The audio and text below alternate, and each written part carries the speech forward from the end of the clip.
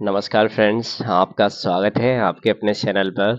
और आज फिर से एक नया प्रैक्टिस सेट। इससे पहले हम जितने भी प्रैक्टिस सेट कवर कर चुके हैं उन सभी का लिंक आपको डिस्क्रिप्शन में मिल जाएगा। इसे देखने के बाद उन्हें ज़रूर देखें।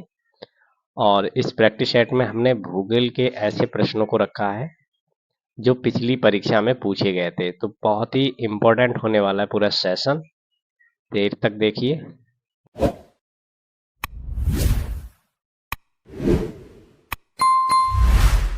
like and subscribe.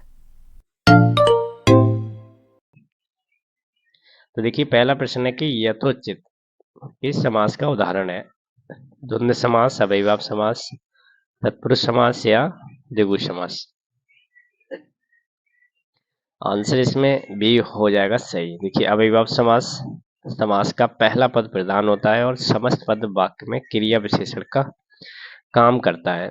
इसका पूर्व पद अव्यय है। उदाहरण जैसे समामति, आसन, प्रतिदिन, यथावत, प्रतिमा, प्रतिदिन आदि।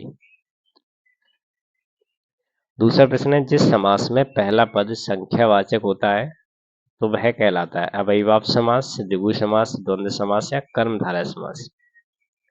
आंसर भी राइट हो जाएगा। उसे बोलेंगे हम द्विगु समास। तीसरा प्रश्न है, मैंने एक बूढ़े आदमी को देखा जो बहुत बीमार था। वाक्य किसका उदाहरण है। सरल वाक्य का, संयुक्त वाक्य का, मिश्र वाक्य का या सरल और संयुक्त दोनों वाक्यों का।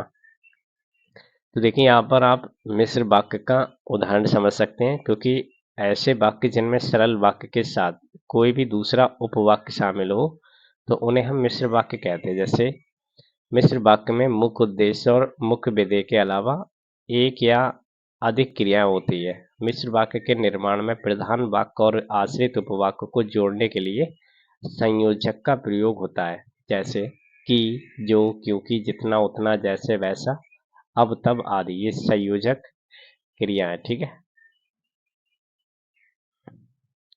अगला प्रश्न है, मध्ययुगीन भारत में सर्वप्रथम रुपया नामक सिक्का किस शासन ने निर्गत किया था। हुमायूं, अकबर, जहांगीर या शेरशाह।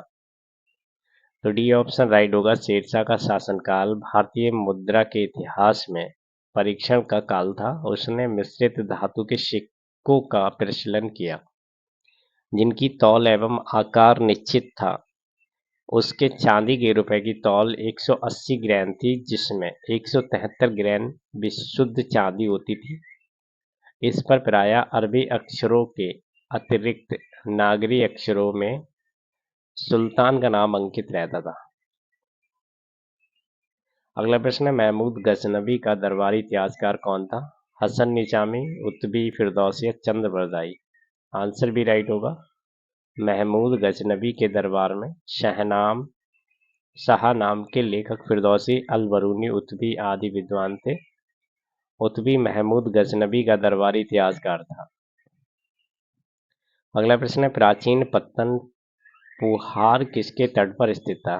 ताम्रपाणी, कावेरी, पेरियार, बैगई। आंसर इसमें बी राइट होगा। पुहार काकंदी बंदरगाह कावेरी के मुहाने पर अवस्थित है।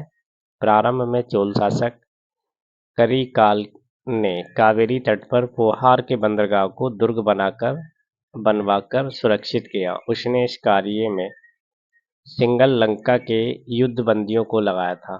तमिल ग्रंथ पट्टी पन्नपाले में पुहार का बड़ा संजीव वर्णन मिलता है। अगला प्रश्न है, महावीर स्वामी को किस नदी के तट पर ज्ञानोदय प्राप्त हुआ था। स्वर्ण, संकृता, पलाशिनी, गंगा या ऋजुपालिका। आंसर डी राइट होगा। महावीर का जन्म वैशाली के कुंडग्राम के ज्ञातक कुल के तथा बज्जी संघ के प्रधान सिद्धार्थ के घर 540 ईसा पूर्व में हुआ था। इनकी माता तिरसाला लक्ष्मी गणराज्य की राजकुमारी थी जो चेटक की बहन थी, तथा इनकी पत्नी यशोदा थी। 30 वर्ष की आयु में महावीर ने गृह त्याग कर दिया था। 8वां प्रश्न देखेंगे। फ्रेंड्स, आपसे रिक्वेस्ट है इसको शेयर जरूर कर दें, लाइक भी कर दें। तो देखिए, 8वां प्रश्न है कि राख का टीला निम्नलिखित में से किस नपाषाणी स्थल से संबंधित है। बुदिहाल, संगन कुल्लू, कोलीहड़वा, ब्रह्मगिरी। आंसर राइट होगा राख का टीला, कर्नाटक में तैमूर के पास बेल्लारी जनपद में स्थित संगनकल्लू नामक नवपाषाणकालीन पुरास्थल से राख का टीला मिला है। विद्वानों का अनुमान है कि यहाँ जानवरों का गोबर इकट्ठा करके आग लगा दी गई थी, जिससे ये टीला बना। बुधिहाल भी पुरातात्विक स्थल है, यहाँ भी राख के ढेर पाए गए थे, जो मध्यपाषाण कालीन है, जबकि ब्रह्मगिरी और कोलिडहवा से क्रमशः मानव कब्र एवं धान की खेती का प्रमाण मिला है। अगला प्रश्न है, किस अधिनियम के अंतर्गत प्रथम बार भारत में चुनाव के तत्व का प्रारंभ हुआ? भारतीय परिषद अधिनियम 1861, भारतीय परिषद अधिनियम 1892, भारतीय परिषद अधिनियम 1909, भारतीय परिषद अधिनियम 1919। डी ऑप्शन राइट होगा। 1885 में भारतीय राष्ट्रीय कांग्रेस की स्थापना हुई, जिसने संवैधानिक सुधारों की मांग की। इसके फलस्वरूप ब्रिटिश संसद ने 1892 का भारतीय परिषद अधिनियम पारित किया। अगला प्रश्न है, गांधी जी ने नमक सत्याग्रह का एकमात्र उद्देश्य क्या था? नमक कानून को निरस्त करना, सरकार के सत्ता की कटौती, आम लोगों के लिए आर्थिक राहत, भारत के लिए पूर्ण स्वराज। आंसर ए राइट होगा। गांधी जी द्वारा आरंभ नमक सत्याग्रह का एकमात्र उद्देश्य ब्रिटिश सरकार द्वारा नमक पर लगाए गए कर को समाप्त करना था। गांधी जी ने 78 सहयोगियों के साथ साबरमती आश्रम से 12 मार्च 1930 को पैदल यात्रा कर 240 किलोमीटर 6 अप्रैल 1930 को डांडी पहुंचकर नमक बनाकर इस कानून का उल्लंघन किया। यहाँ से गांधी जी ने सविनय अवज्ञा आंदोलन शुरू किया। 11वां प्रश्न है, इंडियन होम रूल सोसाइटी की स्थापना हुई थी 1900 ईस्वी में, 1901 में, 1902 में या 1905 में? तो देखिए डी ऑप्शन राइट होगा। फरवरी 1905 में लंदन में श्यामाजी कृष्ण वर्मा ने इंडियन होम रूल सोसाइटी की स्थापना की थी, जिसे इंडिया हाउस के नाम से भी जाना जाता है। इस संस्था का उद्देश्य अंग्रेजी सरकार को आतंकित कर स्वराज्य प्राप्त करना था। यहाँ से एक समाचार पत्र सोशियोलॉजिस्ट का भी प्रकाशन होता था। अगला प्रश्न है, किस कांग्रेस अधिवेशन ने 1905 ईस्वी में बंगाल में स्वदेशी तथा बहिष्कार आंदोलन चलाने का समर्थन किया? कलकत्ता, बेलगाम, कराची या बनारस? आंसर इसका डी राइट होगा। सरकार ने 19 जुलाई 1905 को विभाजन की रूपरेखा जनता के सामने रखी और 20 जुलाई को विभाजन की घोषणा की गई, जिसके परिणाम स्वरूप 7 अगस्त 1905 को कलकत्ता के टाउन हॉल में स्वदेशी आंदोलन की घोषणा की गई। विदेशी वस्तुओं के बहिष्कार का प्रस्ताव पास किया गया। 1905 ईस्वी में हुए बनारस अधिवेशन की अध्यक्षता करते हुए गोपाल कृष्ण गोखले ने भी स्वदेशी एवं बहिष्कार आंदोलन का समर्थन किया। अगला प्रश्न है, निम्नलिखित में से किसने लक्ष्मीबाई के पति की मृत्यु के उपरांत उसके दंतक पुत्र को उत्तराधिकारी से वंचित किया तथा बाद में राज्य को अपने कब्जे में ले लिया? Lord Canning, Lord William Bentinck, lord Dalhousie या लॉर्ड वेल्लेस्ली? आंसर इसका राइट होगा सी, लॉर्ड डलहौजी। 1848 से 1856 ने भारतीय राज्यों को ब्रिटिश साम्राज्य में मिलाने के लिए हड़प नीति लागू की थी। इस नीति के तहत भारतीय राजाओं को पुत्र न होने की स्थिति में गोद लेने का अधिकार नहीं था तथा अंततः राज्य का विलय कर लिया जाता था। अगला प्रश्न है, एशिया की सबसे लंबी नदी बताएंगे कौन सी है? सिंधु, ब्रह्मपुत्र, यांगत्से या ह्युआंग नदी? आंसर सी राइट होगा। एशिया की सबसे लंबी नदी चीन की यांगत्से नदी है। इसका बहाव क्षेत्र 8915 मील यानी कि 6300 किलोमीटर है। ये विश्व की तीसरी सबसे लंबी नदी है और नील और अमेजन का क्रमशः प्रथम और द्वितीय स्थान है। 15वां प्रश्न है, वृत्त ज्वार आता है जब सूर्य तथा चंद्रमा एक सीधी रेखा में होते हैं, जब सूर्य तथा चंद्रमा समकोण बनाते हैं, जब तेज हवा चल रही होती है, जब रात बहुत ठंडी हो। तो देखिए वृत्त ज्वार आते हैं सागरीय जल के ऊपर उठकर तल की ओर आगे बढ़ने की क्रिया ज्वार कहलाती है और ये आती है जब तेज हवा चल रही होती है। अगला प्रश्न है, सागपत्र यानी कि एल वडे सी दिया जाता है एक निर्यात निर्यातकर्ता द्वारा, एक आयातकर्ता द्वारा, सीमा शुल्क अधिकारियों द्वारा या जहाजी कंपनी द्वारा। डी ऑप्शन राइट होगा। साख पत्र को क्रेडिट कार्ड भी कहा जाता है, जो हमेशा आयातकर्ता द्वारा प्रदान किया जाता है। अगला प्रश्न, उत्तर प्रदेश औद्योगिक विकास निगम स्थित है कानपुर में, लखनऊ में, आगरा में या नोएडा में। आंसर ए राइट होगा। उत्तर प्रदेश औद्योगिकी विकास निगम का मुख्यालय कानपुर में है। उत्तर प्रदेश सरकार के अंतर्गत औद्योगिक एवं अवसंरचना विकास के प्रगति के लिए कार्यरत एक सार्वजनिक क्षेत्र का उपक्रम है। अगला प्रश्न है, राष्ट्रीय नियोजन में रोलिंग प्लान की अवधारणा लागू की गई थी। इंदिरा गांधी के द्वारा, राष्ट्रीय फ्रंट सरकार द्वारा, जनता सरकार के द्वारा या राजीव गांधी के द्वारा। सी ऑप्शन राइट होगा। गुरनाल मंडल द्वारा प्रस्तुत रोलिंग प्लान अथवा चल योजना को भारत में प्रथम बार जनता सरकार द्वारा 1978 में लागू की गई थी। अगला प्रश्न, निम्नलिखित में से किसको मुद्रा की पूर्ति का विस्तृत माप माना जाता है। M1, M2, M3 या M4। आंसर राइट होगा सी। M3 को मुद्रा पूर्ति का विस्तृत माप माना जाता है। M3 बराबर M1 प्लस बैंकों की शाब्दी जमा है। 20वां प्रश्न है, भारत का आर्थिक सर्वेक्षण संबंधित है योजना आयोग से, रिजर्व बैंक ऑफ इंडिया से, वित्त मंत्रालय से या वित्त आयोग से। आंसर इसका राइट होगा सी, वित्त मंत्रालय से। कि भारत का आर्थिक सर्वेक्षण वित्त मंत्रालय से संबंधित है। वित्त मंत्रालय भारत सरकार का ही एक महत्वपूर्ण मंत्रालय है।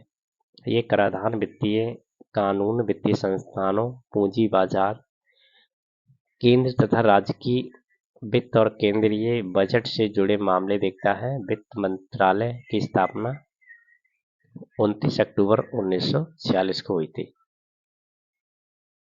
अगला प्रश्न है, लावड़ी किस भारतीय राज्य का प्रसिद्ध लोक नृत्य है। उत्तर प्रदेश, महाराष्ट्र, सिक्किम या तमिलनाडु। आंसर राइट होगा बी, लावड़ी भारत के महाराष्ट्र राज्य का प्रसिद्ध लोक नृत्य है। उत्तर प्रदेश में रास नृत्य, झूला नृत्य, चरुकला नृत्य, जोगनी नृत्य, नटवरी नृत्य आदि प्रमुख लोक नृत्य है। वहीं सिक्किम राज्य में छूफाट नृत्य, खुंकुरी नृत्य, चुटके नाच, मरूनी नाच आदि लोकप्रिय है। 22वां प्रश्न है, काकोरी रेलगाड़ी लूटपाट की कल्पना रामप्रसाद बिस्मिल और खालिस्तानी ने की थी। खुदीराम बोस, शिवराज राजगुरु, अशफाक उल्ला खान, जतींद्रनाथ दास। आंसर सी राइट होगा। काकोरी रेलगाड़ी लूटपाट की कल्पना रामप्रसाद बिस्मिल और अशफाक उल्ला खान ने की थी। इनका पूरा नाम अशफाक उल्ला खान वारसी हजरत था। अगला प्रश्न है, भारत में उपनिवेश स्थापित करने वाला अंतिम विदेशी कौन थे। पुर्तगाली, अंग्रेज, फ्रेंच या मुगल। आंसर भी राइट होगा। भारत में अंतिम उपनिवेश स्थापित करने वाले अंतिम विदेशी अंग्रेज थे। सर्वप्रथम ये भारत में व्यापारिक उद्देश्य से आए थे, परंतु भारत की बिगड़ती स्थिति का लाभ उठाकर राजनैतिक सत्ता स्थापित करने में सफल रहे और इन्होंने ये उपनिवेश भी स्थापित कर लिया। अगला प्रश्न है, 1662 में पुर्तगाल के राजा ने इंग्लैंड के चार्ल्स द्वितीय को कौन सा भारतीय तटीय शहर दहेज के तौर पर उपहार में दिया था। मुंबई, पांडिचेरी, कोलकाता, गोवा। आंसर राइट होगा ए। वर्ष 1662 में पुर्तगाल के राजा ने अपनी पुत्री कैथरीन बैंगरोजा का विवाह इंग्लैंड के राजकुमार चार्ल्स द्वितीय के साथ किया तथा बंबई तटीय शहर स्वरूप प्रदान किया। अगला प्रश्न है, लघु हिमालय भारी हिमालय के बीच सपाट के किन नामों से जाना जाता है। मध्य पहाड़ी, लघु घाटी, दून, अरावली पठार। आंसर इसमें राइट होगा सी, दून व द्वार। लघु हिमालय, मध्य हिमालय तथा बाहरी हिमालय शिवालिक के बीच के सपाट भाग को कहा जाता है। देहरादून और हरिद्वार ऐसे ही मैदानी भाग में स्थित है। इन जैसी अन्य मुख्य घाटियां इस प्रकार है। जम्मू में उधमनगर, उधमपुर और कोटली उत्तराखंड और हिमाचल प्रदेश में कोंटा, पातली चुंबी, क्यादा, कोटरी आदि। अगला प्रश्न है, निम्न में से भारत का किस पड़ोसी देश के साथ सबसे अधिक दूरी का सीमा विस्तार है। भारत तथा बांग्लादेश, भारत तथा चीन, भारत तथा पाकिस्तान, भारत तथा नेपाल। आंसर ए राइट होगा। पड़ोसी देशों के मध्य सीमा विस्तार, भारत बांग्लादेश सीमा 4096 किलोमीटर, भारत चीन 3439 किलोमीटर, भारत पाक सीमा 3310 किलोमीटर, भारत नेपाल सीमा 1643 किलोमीटर, भारत म्यांमार सीमा 1643 किलोमीटर, भारत भूटान सीमा 587 किलोमीटर।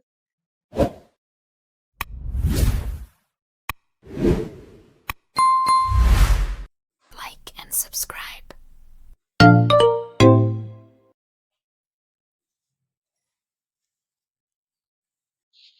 26वां प्रश्न, भारतीय रासायनिक प्रौद्योगिकी संस्थान Indian institute of chemical technology कहाँ स्थित है? अहमदाबाद, प्रयागराज, हैदराबाद, कोलकाता। आंसर इसमें राइट होगा सी, भारतीय रासायनिक प्रौद्योगिकी संस्थान हैदराबाद में स्थित है। केंद्रीय औषधि एवं सुगंधित पौधा संस्थान लखनऊ में स्थित है एवं केंद्रीय खनन एवं ईंधन अनुसंधान धनबाद में स्थित है। 27वां प्रश्न, कांच का कौन सा प्रकार ऊष्मा प्रतिरोधी है? बोतल कांच, चकमक कांच, दोनों भर के कांच या पायरोक्सी कांच। तो आंसर इसमें राइट होगा डी, पायरेक्स कांच। इसे बोरोसिलिकेट कांच भी कहते हैं। बोरेक्स कांच का रासायनिक चिर स्थायित्व तथा तापीय प्रधान प्रतिरोधक क्षमता अधिक होती है। 28वां प्रश्न, निम्नलिखित में से कौन सा विटामिन जल में घुलनशील है? यह प्रश्न वेरी वेरी इंपॉर्टेंट है। देखिए, जल में जो घुलनशील विटामिन है वो आपका विटामिन सी है। विटामिन का आविष्कार शिफंक ने वर्ष 1911 में किया था। घुलनशील के आधार पर विटामिन दो प्रकार के होते हैं, जल में घुलनशील विटामिन बी और सी, वसा में घुलनशील विटामिन ए, डी, ई और के। अगला प्रश्न, कौन सी कोटि बायोस को सर्वोत्तम परिभाषित करती है? हार्डवेयर, मालवेयर, फर्मवेयर या यूटिलिटी। आंसर सी राइट होगा, फर्मवेयर हार्डवेयर डिवाइस में स्थायी रूप से इंस्टॉल किया जाता है। फर्मवेयर बैकग्राउंड किया जाता है। फर्मवेयर बैकग्राउंड में हार्डवेयर को कंट्रोल करने, संचालित करने और मेंटेन रखने के लिए होता है। ये प्रोग्राम किए गए निर्देशों का एक सेट है जो वीडियो कार्ड, बायोस की बोर्ड, हार्ड ड्राइव जैसे हार्डवेयर डिवाइस में प्रयोग होता है। अगला प्रश्न है, कंप्यूटर माउस किस प्रकार की डिवाइस है? इनपुट, आउटपुट, सॉफ्टवेयर या स्टोरेज। आंसर इसमें राइट होगा A, input device mouse, keyboard, microphone, scanner, OCR आदि, output device monitor, speaker, printer आदि। अगला प्रश्न है, वेदों के गद्य प्रकरण को क्या कहते हैं? संहिता, ब्राह्मण, आरण्यक या उपनिषद। आंसर इसमें राइट होगा बी, वेदों के गद्य प्रकरण को ब्राह्मण कहलाते हैं। वे वेद जो वेदों के गद्य भाग जिनके द्वारा वेदों को समझने में सहायता मिलती है। आरण्यक का अर्थ होता है वन में लिखा जाने वाला और छात्रों के लिए लिखा गया था। उपनिषद शब्द का ब्रह्म विद्या या अंत में विद्या का प्रकाशक है। उपनिषद शब्द तीन शब्द उपनिषद के संयोजन से बना है। उपनिषद नी, श्रद्धा, सद, बैठना। अगला प्रश्न, निम्न में से प्राचीनतम वेद कौन सा है? ऋग्वेद, अथर्ववेद, यजुर्वेद या सामवेद। आंसर इसमें राइट ए होगा, ऋग्वेद आर्यों का सबसे प्राचीन ग्रंथ है। इसकी रचना संभवतः सप्त सैंधव प्रदेश में हुई है। इसके वेदों का संकलन महर्षि कृष्ण द्वैपायन वेदव्यास ने किया। ऋग्वेद के काल के संबंध में आरंभ 6000 ईसा पूर्व मानते हैं, जबकि याकोबी 45 ईसा पूर्व से 25 ईसा पूर्व। मैक्स मूलर का मत है कि ऋग संहिताओं का काल 1200 ईसा पूर्व से 1000 ईसा पूर्व तक रहा है। अगला प्रश्न, इनमें से कौन सा सही सम्मिलित नहीं है? बाबरनामा बाबर, शाहजहां मोहम्मद ताहिर, हुमायूंनामा हुमायूं, तुगलक Jahangiri Jahangir. Answer C right, Humayunnama Gulbadan Begum ने लिखा है। प्लासी की लड़ाई अंग्रेजों और खालिस्तानी के बीच लड़ी गई थी। सिराजुद्दौला, हबीब उल्लाह खान, उस्मान अली खान, मीर मोहम्मद यूसुफ खान। आंसर इसमें राइट होगा ए, सिराजुद्दौला। अगला प्रश्न, भूदान आंदोलन का प्रवर्तक किन्हें माना जाता है? जयप्रकाश नारायण, श्री रामचंद्र रेड्डी, महात्मा गांधी, विनोबा भावे।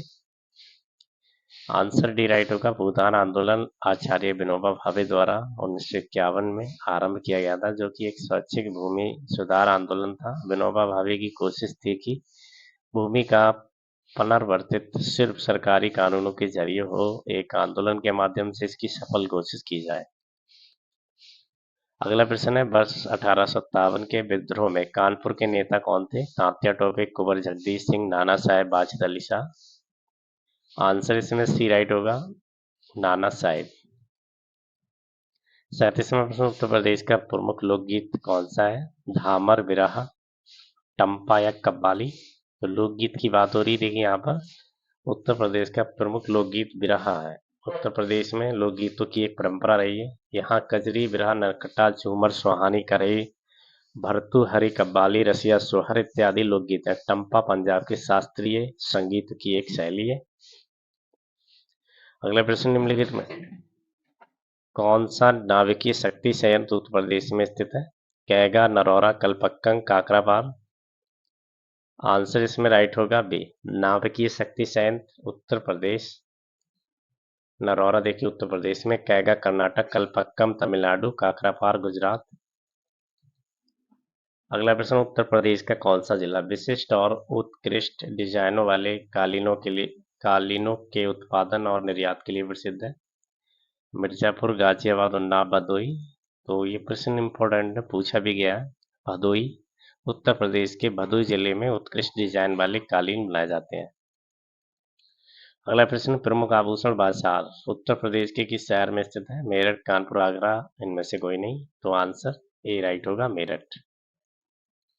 अगला प्रश्न, निम्नलिखित में से कौन सी घटना की प्रतिक्रिया में भारत छोड़ो आंदोलन चलाया जा गया है? Cabinet mission plan, Wavell plan, Simon commission report, Cripps mission की विफलता? तो देखिए, भारत छोड़ो आंदोलन क्रिप्स मिशन की विफलता पर चलाया गया था। अगस्त 1942 को महात्मा गांधी ने ब्रिटिश शासन को समाप्त करने का आह्वान किया और मुंबई में अखिल भारतीय कांग्रेस कमेटी के सत्र में भारत छोड़ो आंदोलन शुरू करने का निश्चय लिया था। 42वां प्रश्न है, फॉरवर्ड ब्लॉक की स्थापना निम्नलिखित में से किसके द्वारा की गई? महात्मा गांधी, सुभाष चंद्र बोस, सरदार वल्लभ भाई पटेल? इनमें से कोई नहीं, आंसर इसमें राइट होगा बी, फॉरवर्ड ब्लॉक की स्थापना 1939 में सुभाष चंद्र बोस ने की थी। सुभाष चंद्र बोस एक उग्र राष्ट्रवादी थे जिन्होंने द्वितीय विश्व युद्ध के दौरान अंग्रेजों के विरुद्ध इंडियन नेशनल आर्मी का गठन किया। अगला प्रश्न, भारत में किस गवर्नर जनरल को स्थानीय शासन का पिता कहा जाता है? Lord Wellesley, Lord Canning, Lord William Bentinck या लॉर्ड रिपन? आंसर राइट होगा डी। भारत में स्थानीय शासन की शुरुआत 1882 में लॉर्ड रिपन के कार्यकाल में हुई, जिस कारण लॉर्ड रिपन को स्थानीय शासन का जनक कहा जाता है। 44वां प्रश्न, निम्न में से किसने हिंदू प्रकाश का प्रकाशन किया? तो आंसर इसमें राइट होगा ए, जस्टिस रनाडे। अगला प्रश्न, संविधान सभा के पहले अध्यक्ष कौन थे? Doctor B R Ambedkar, doctor Sachchidanand Sinha, doctor Rajendra Prasad? उपरोक्त में से कोई नहीं, आंसर बी राइट होगा। संविधान सभा की पहली बैठक 9 दिसंबर 1946 को हुई थी, जिसके अस्थायी अध्यक्ष डॉक्टर सच्चिदानंद सिन्हा थे। 11 दिसंबर 1946 को डॉक्टर राजेंद्र प्रसाद को स्थायी अध्यक्ष के रूप में निर्वाचित किया गया था। डॉक्टर बी आर अम्बेडकर प्रारूप समिति के अध्यक्ष थे। अगला प्रश्न, भारतीय संविधान में अपने नागरिकों को खालिस्तान एक समानता का वचन देता है, तो ये है आपका हैसियत और अवसर। भारतीय संविधान की प्रस्तावना में हैसियत यानी प्रतिष्ठा और अवसर की समानता की बात की गई है। समानता का अधिकार भारतीय संविधान के भाग 3 में वर्णित मौलिक अधिकारों के अनुच्छेद 14 से 18 में उल्लिखित है। ये अधिकार संयुक्त राज्य अमेरिका के संविधान से लिया गया है। अगला प्रश्न, त्रिस्तरीय पंचायती राज व्यवस्था का विचार किसने रखा है? Balwant Rai Mehta committee, Ashok Mehta committee, royal commission? इनमें से कोई नहीं, आंसर इसमें राइट होगा ए, बलवंत राय मेहता कमेटी। अगला प्रश्न, विश्व का सबसे बड़ा गर्म मरुस्थल बताएंगे? कालाहारी, गोबी, थार, सहारा?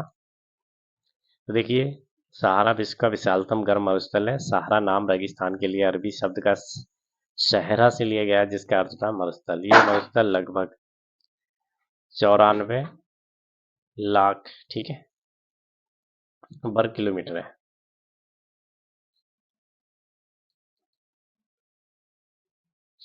अगले प्रश्न में निम्नलिखित में से कौन सा महासागर सबसे छोटा है? हिंद महासागर, अटलांटिक महासागर, आर्कटिक महासागर, प्रशांत महासागर? सबसे छोटा क्षेत्रफल की घटती क्रम में देखिए, प्रशांत महासागर, अटलांटिक महासागर, हिंद महासागर, आर्कटिक महासागर। 50वां प्रश्न है, डैन्यूब नदी का उद्गम किस देश में हुआ है? Hungary, Germany, Romania, Australia? Answer इसमें राइट होगा डी। डैन्यूब नदी मध्य यूरोप में बहने वाली नदी है। इस नदी का उद्गम जर्मनी देश में ब्लैक फॉरेस्ट के पहाड़ों में स्थित दोनों एशियन कस्बे के पास हुआ है और फिर पूर्व की ओर बहती है। अंत में ये काला सागर में जाकर मिलती है।